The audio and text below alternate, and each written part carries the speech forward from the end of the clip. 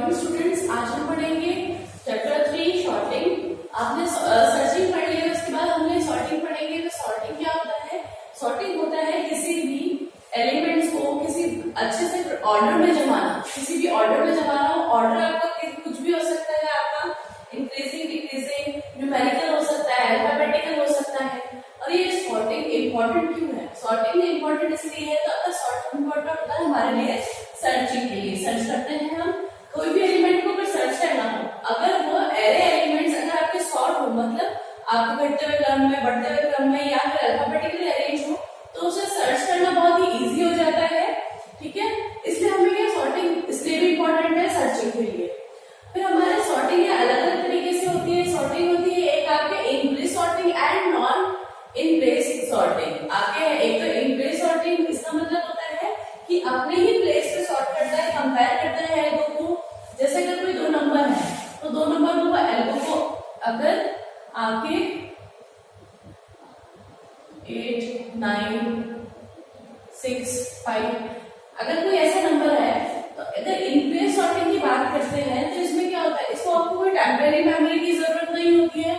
इसमें हमारे क्या है, दोनों को कंपेयर करेगा। जैसे मान लीजिए हम घटते हुए क्रम में चल कर रहे हैं, डिक्रीजिंग ऑर्डर में कर रहे हैं, तो मेरे को क्या है, इनको स्वैप करना पड़ेगा। तो ये स्वैप करने के लिए किसी और मेमोरी की जरूरत नहीं होगी। ये इस तरफ ओवरराइट हो जाएगा, 9 इस तरफ हो जाएगा, ये 8 इस तरफ आ जाएगा।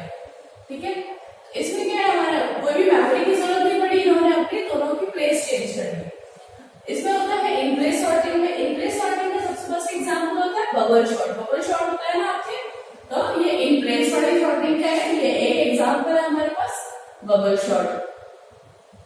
जब बबल सॉर्ट करते हैं तो आपको सिर्फ अपने जगह को देखता है और अपने प्लेस वैल्यूज को चेंज कर देता है। ठीक है, अब यहाँ पर not in place sorting. Not in place sorting में क्या होता है हमारे पास, नॉट इन प्लेस सॉर्टिंग में होता है कि हमारे पास ऐसी चीज होती है कि जिसमें हम जैसे स्पेस या लोकेशन होती है, जिसके अंदर हम एक मेमोरी को स्टोर करवाते हैं, एक नंबर को स्टोर करवाते हैं, फिर उसको रिप्लेस करते हैं। तो एक एग्जांपल हम मान लेते हैं कि एक स्पेस मान लेते हैं कि जिसको कंपेयर करता है, और वहां कंपेयर करने के बाद उसको सॉर्ट करने के लिए जगह चाहिए होती है। इसमें यहाँ कंपैरिजन होता है और फिर सॉर्ट करके आपको वापस से वो इसके अंदर सॉर्टेड एलिमेंट्स को वापस से वो स्टोर करवाता है। इसमें सिर्फ बेसिक इतना ही है कि इन प्लेस सॉर्टिंग में होता है कि अपन कोई भी स्पेस चाहिए नहीं होती है ताकि स्वैप कर सके, कंपेयर कर सके। और नॉट इन प्लेस सॉर्टिंग के अंदर हमें एक दूसरी लोकेशन या फिर मेमोरी चाहिए होती है सॉर्टिंग और कंपेयर करने के लिए। नेक्स्ट है हमारे पास stable and unstable sorting. Stable और अनस्टेबल सॉर्टिंग में होता है, इसमें क्या होता है कि अगर दो नंबर स्टेबल में होता है, अगर दो नंबर अरेंज करा जाता है, तो अगर यहाँ इसी एरे के अंदर अगर एक और ले लेती हूँ तो उसमें 6 एलिमेंट आ गया।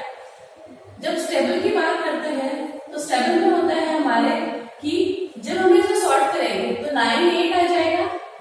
अब यहाँ ये 6 है और ये 6 है, दोनों 6 है, तो कौन सा पहले आएगा? स्टेबल में क्या होता है, जो पहले जिसकी पोजीशन पहले है 0, 1, 2, 3, 4 ये हमारा इंडेक्स है, तो हमारा जो पहले आ रहा है, जो डिजिट पहले आ रही है, ये 6 इधर आएगा और फिर ये 6 इधर आएगा और ये 5 इस तरफ आएगा। ठीक है, तो इस तरह से सॉर्ट होगा स्टेबल में। पर जब अनस्टेबल की बात करते हैं, इसके लिए क्या होता है कि वो ये नहीं देखता कि वो कौन सी पोजीशन पे है, वो उनकी प्लेसेस को चेंज कर भी सकता है। तो ये 9, 8, 6, 5, 6 ऐसा है, तो इसको जब प्लेस चेंज करेगा 9, 8 है, ये 6 और ये 6 वो हो सकता है कि ये वाला 6 पहले लिख दे और 6 ये वाला इधर लिख दे। तो स्टेबल में होता है कि उसमें कि जो अगर बाकी सब तो सेम है, पर अगर दो सेम डिजिट आती है, सेम एलिमेंट्स आते हैं, तो उनको कंपेयर करने पर जो पहली पोजीशन पे जो फर्स्ट आ रहा है वो आपको फर्स्ट रखेगा स्टेबल के अंदर, और बाद में रहेगा। अनस्टेबल में होता है कि वो उनकी पोजीशन को चेंज कर सकता है। बेसिक डिफरेंस है हमारा। नेक्स्ट हमारा टॉपिक है adaptive and non adaptive. Adaptive और नॉन एडेप्टिव में है कि अगर हमारा कोई चीज जैसे सॉर्टेड होता है, एडेप्टिव की बात करते हैं, अगर हमारी कोई एरे सॉर्ट होती है तो उसका वो बेनिफिट लेता है, और नॉन एडेप्टिव होते हैं जिसमें वो बेनिफिट नहीं ले पाता। बेनिफिट मतलब अगर हमें इसको सॉर्ट करना है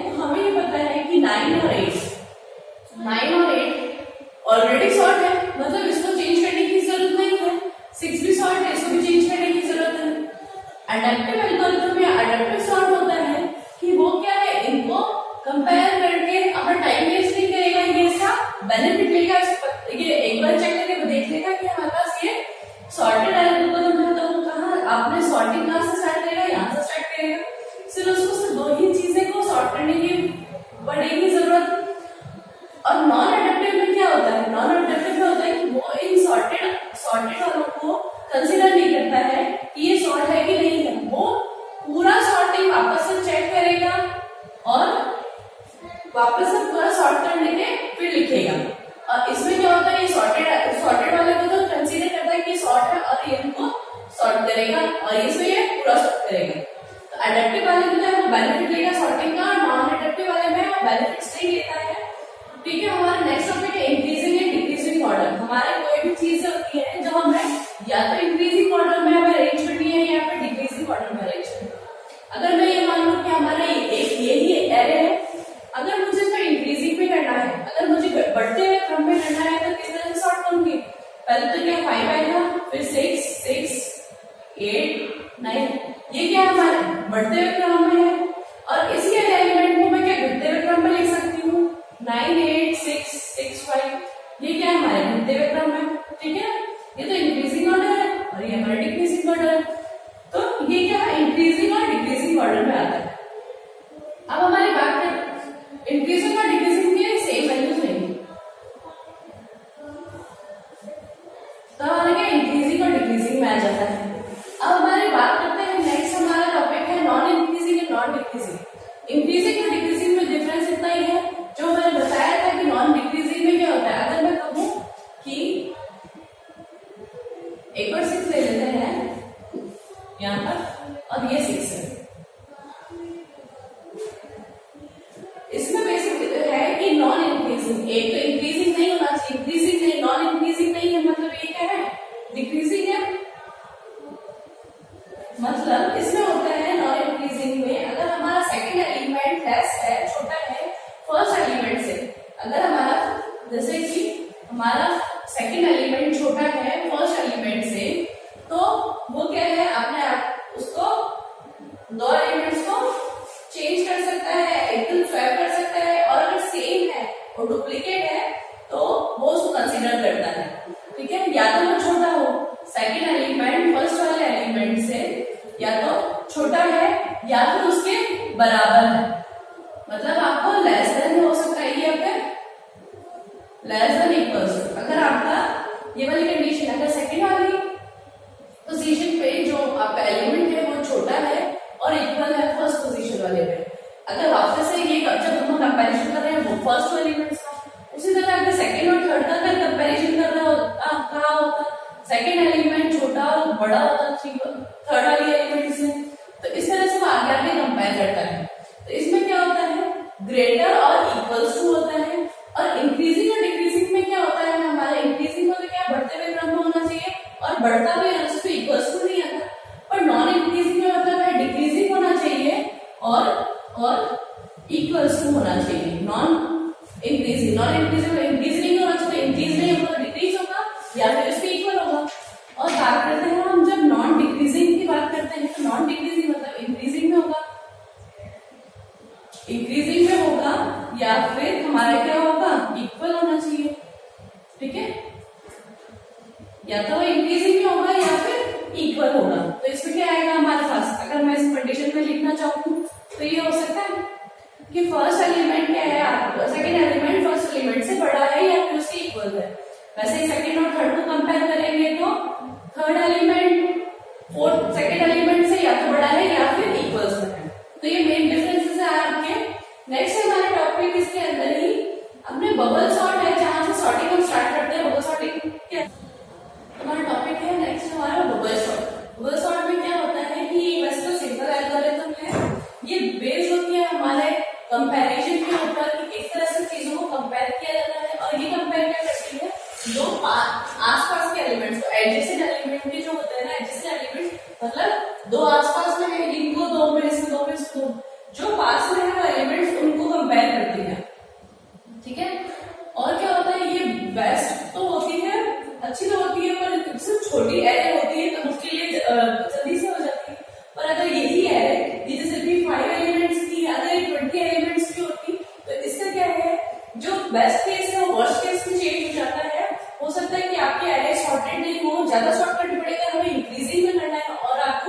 एरे दे रखी है डिक्रीजिंग में, तो आपकी बहुत ज्यादा कॉम्प्लेक्स हो जाती है।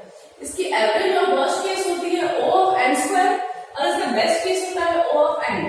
बेस्ट केस कब होता है? इसका बेस्ट केस क्या होता है? अगर हमें कोई एलिमेंट, कोई एरे है हमारे पास, जैसे 1 2 3 4 5, हमारे पास एरे भी यही है और हमें इसको सॉर्ट क्या करना है? इंक्रीजिंग ऑर्डर में। तो ये इसका मतलब है कि ये पूरी सॉर्टेड है, तो वो क्या करेगा? पहले से इतना चेक करेगा कि ये सॉर्ट है, पहले तो बस कंपेयर करेगा, तो दो को कंपेयर करेगा, ये सॉर्ट है, इसको स्वैप नहीं करना पड़ेगा, फिर आसपास करेगा, फिर इन दोनों को कंपेयर करेगा, ये आपके सॉर्ट है, तो इसको वापस इसको स्वैप नहीं करना पड़ेगा, इन दोनों को कंपेयर किया, ये भी सॉर्ट है, तो इनको कंपेयर करके सॉर्टेड है, तो इनको स्वैप नहीं करना पड़ेगा, और ये वालों को भी स्वैप नहीं करना पड़ेगा। इस तरह से क्या है, ये सिर्फ एक ही लूप में वो सिर्फ चेक कर लेगा कि ये सॉर्टेड है, तो इसका बेस्ट केस हो जाएगा O ऑफ n। और जब हम एवरेज और वर्स्ट केस की बात करते हैं, जब वर्स्ट केस की बात करते हैं तो क्या होता है कि अगर हमें एरे दे रखी है 1 2 3 4 5, अगर हमें एरे इस तरह से दे रखी है और हमें इसको करना क्या है? डिक्रीजिंग ऑर्डर में। हमें किस तरह से करना है? हमें इसको 5 से स्टार्ट करके 5 4 3 2 1 इस तरह से हमें शॉर्ट करना है। तो इसमें क्या होगा? पहले तो इसको कंपेयर करेगा, चेंज करेगा, अब ये क्या आ जाएगा? यहाँ 2 यहाँ 1, फिर इन दोनों को कंपेयर करेगा, फिर यहाँ 3 आ जाएगा, यहाँ 1 आ जाएगा, फिर इसको कंपेयर करके स्वैप करेगा, फिर यहाँ 1, तो यहाँ पे क्या है? लास्ट में क्या आ जाएगा? ये 3 4 5 1। ये सिर्फ क्या सॉर्ट हुआ? सिर्फ 1 में सॉर्ट हुआ, पूरे इसमें करने के बाद फिर वापस से इसको करेगा, फिर यहाँ पे 2 आएगा, फिर 3 फिर 4 5, ये क्या है? n-1 तक चलेगा। तो इसमें क्या है? ये वर्स्ट केस है, जब हमें दे रखा है इंक्रीजिंग में और डिक्रीजिंग में करवाना है, तो तब हमारे वर्स्ट केस की पॉसिबिलिटीज आ जाती है। बेस्ट केस होता है हमारे पास ऐसा होता है, और इसी में वर्स्ट केस तब हो जाता है कि जैसे 5 एलिमेंट्स है, अगर यहाँ 20-50 एलिमेंट्स होते तो ये आपकी O ऑफ n स्क्वायर आई हो जाती है। अब हम बात करते हैं इसके एल्गोरिथम की। जो एल्गोरिथम एक हम यहाँ देख लेते हैं, एल्गोरिथम में क्या है? For all elements of list, जितने भी एलिमेंट्स हमारे लिस्ट में आना है, पहले तो क्या करेंगे? सारे एलिमेंट्स को लिस्ट में फोर लूप के से इंसर्ट करवाएंगे। इंसर्ट करने के बाद ये आपका इसमें लॉजिक ये करना है, इफ लिस्ट हमारा मतलब एरे को मैंने एक नाम लिया है list, i greater than list of i plus 1। अगर हमारा i मतलब i हमारा क्या है? ये 0 और ये 1, ठीक है, 2 3 4, तो 0 तो है और 0 प्लस 1 अगर ये कंपेयर कर रहा है, ये ग्रेटर है इससे, ठीक है, तो स्वैप करना है उसको i से i प्लस 1, तो स्वैप करना पड़ेगा, तो i प्लस 1 किधर आ जाएगा? ये इस तरह से शिफ्ट हो जाएगा। स्वैप कर लिया, फिर एंड इफ का एंड कर दिया, फॉर लूप का एंड कर दिया, हमारा फॉर लूप में हमने लिस्ट लिया था, इफ वाला एंड कर दिया, यहाँ फॉर लूप का एंड हो गया। फिर हमारा रिटर्न जो लिस्ट है, हमारा रिटर्न लिस्ट का मतलब है अब हमारे स्वैपिंग के बाद जो हमारे पास एरे आई है वो किस तरह से आई है? इस तरह से आई है, उस लिस्ट को प्रिंट करवाना पड़ेगा और यहाँ फिर हमारा बबल सॉर्ट फिनिश हो जाएगा। नेक्स्ट हमारे पास ये देखेंगे कि हमारे पास एक एग्जाम्पल है, एग्जाम्पल लेके मैं बताती हूँ आपको कि किस तरह से केस स्टार्ट होगा। जैसे हमारा फर्स्ट इटरेशन होता है, मतलब हमारा जब फर्स्ट केस जब हमारा फर्स्ट बार लूप घूमता है, तो पहले वो फर्स्ट इनको कंपेयर करेगा, कंपेयर करने के बाद ये देखेगा कि ये छोटा है कि बड़ा है, तो हमें स्वैप करके किस तरह, ये तो स्वैप नहीं करना पड़ेगा, तो ये क्या है? 16 14 5 6 8, ठीक है। फिर नेक्स्ट से वो उसको चेक करेगा, तो ये इस तरह से चेक करेगा कि छोटा है कि बड़ा है, ये भी स्वैप नहीं करना है, तो क्या आएगा? 16 14 5 6 8। फिर नेक्स्ट चेक करेगा, वो 5 और 6 को चेक करेगा, थर्ड पोजीशन और फोर्थ पोजीशन को चेक करेगा, तो क्या है? ये स्वैपिंग हो जाएगी 16 14 6 5 8। नेक्स्ट यहाँ पे चेक कर लेगा, अब क्या चेक करेगा? फोर्थ और फिफ्थ पोजीशन को चेक करेगा, तो फिर क्या है? ये बड़ा है, ये छोटा है, वापस से स्टार्ट करेगा 16 14 6 8 5, ठीक है। ये आपका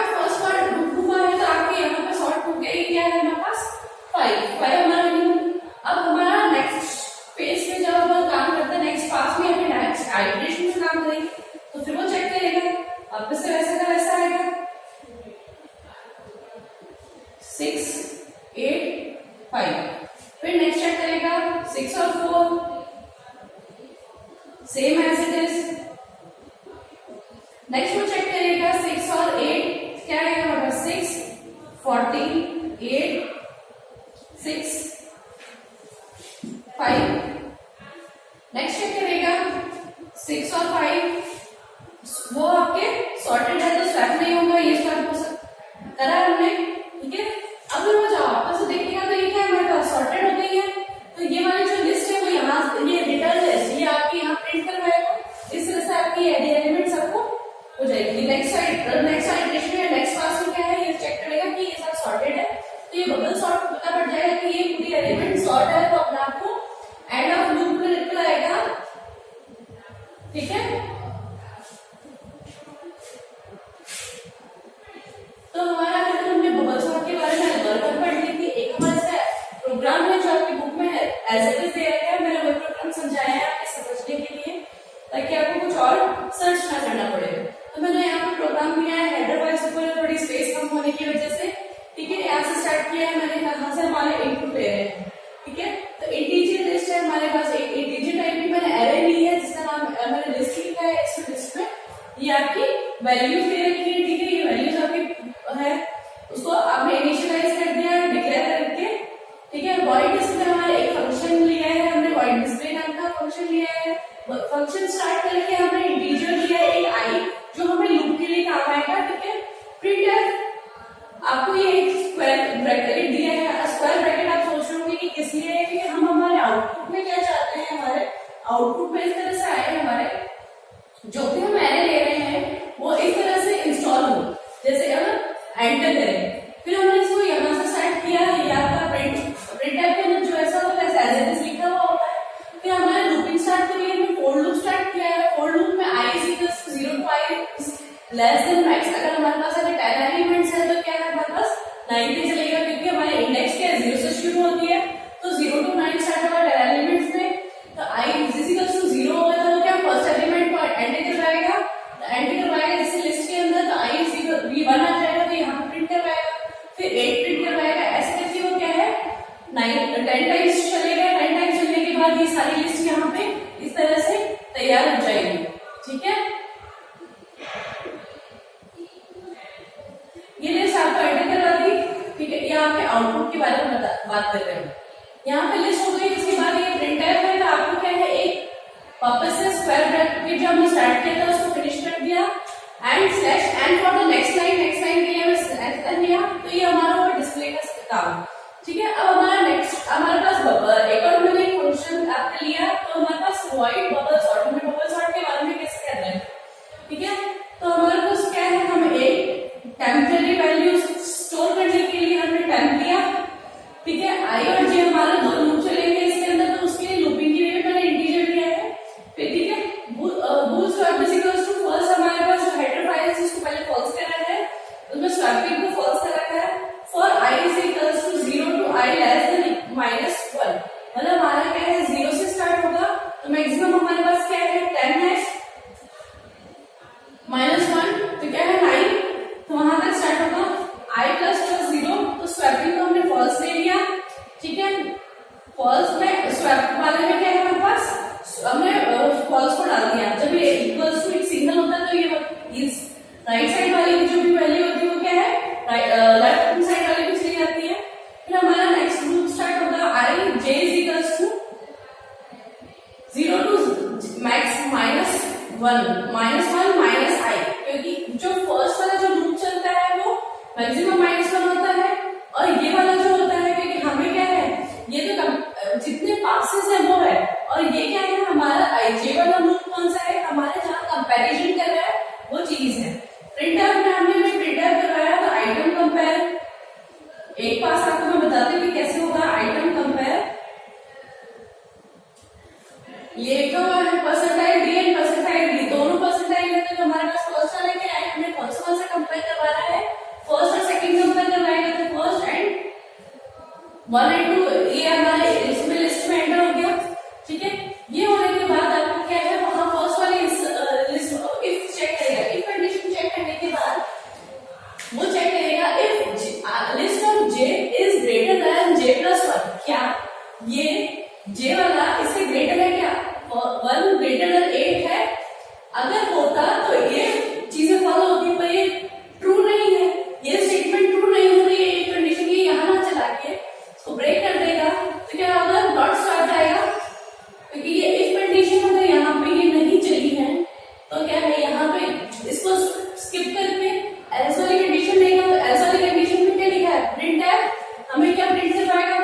नॉट स्वैप,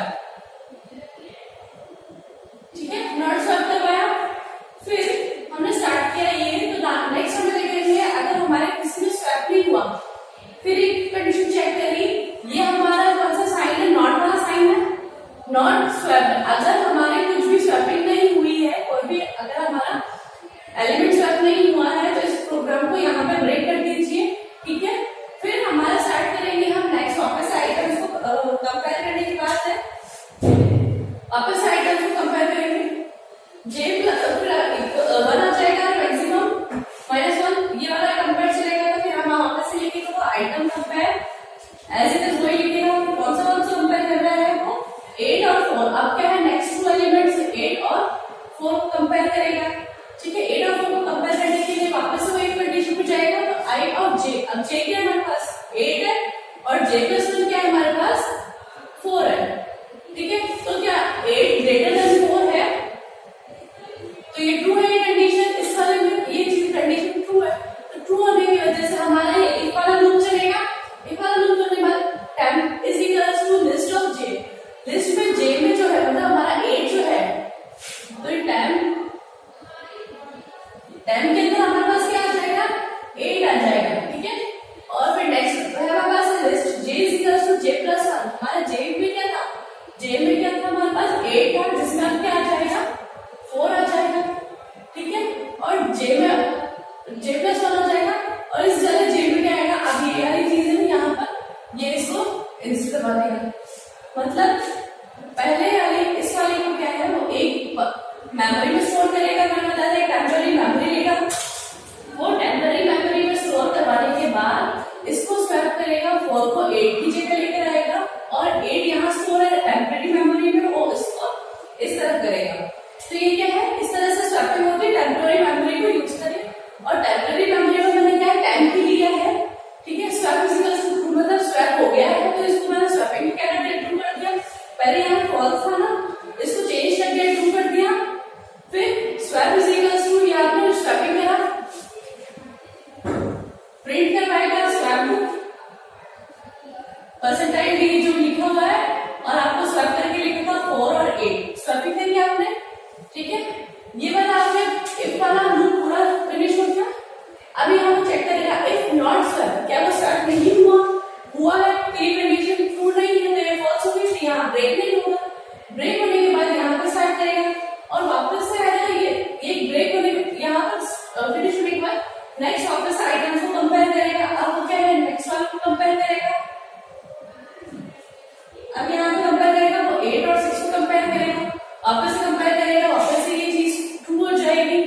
यहाँ पे क्या है हमारे पास, अब 6 आ गया, 6 इधर 6 आ जाएगा, अब 8 को तो इसमें रख दिया, 6 आ जाएगा यहाँ पर, ठीक है। अब 6 वाली कंडीशन के लिए चेक करेंगे, तो पहले टाइम की जगह क्या आ जाएगा हमारे पास 8 आ जाएगा, और यहाँ पे क्या आएगा j प्लस 1 6 आ जाएगा, और ये 8 किसको दे देगा, ये इधर आ जाएगा, ठीक है। तो